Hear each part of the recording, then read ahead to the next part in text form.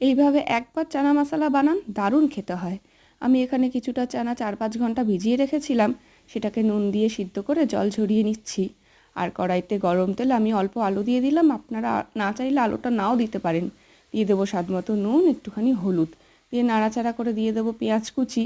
পেঁয়াজটাকে একটু লাল লাল করে ভেজে নিয়ে দিয়ে দেবো একটা চেরা তেজপাতা, আর দিয়ে দেবো আদা রসুন বাটা, আর দিয়ে দেবো অল্প করে হলুদ, আর লাল হওয়ার জন্য একটুখানি কাশ্মীরি লঙ্কা গুঁড়ো, আর দিয়ে দেবো এখানে টমেটো কুচি।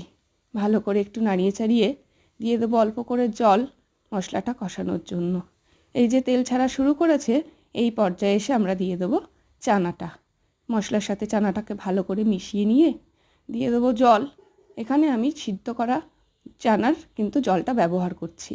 একটুখানি টমেটো কেচাপ দেবো, আর দিয়ে দেবো চিনি আর চানা মশলার পাউডারটা। ধনেপাতা দিয়ে নামিয়ে নিলেই রেডি।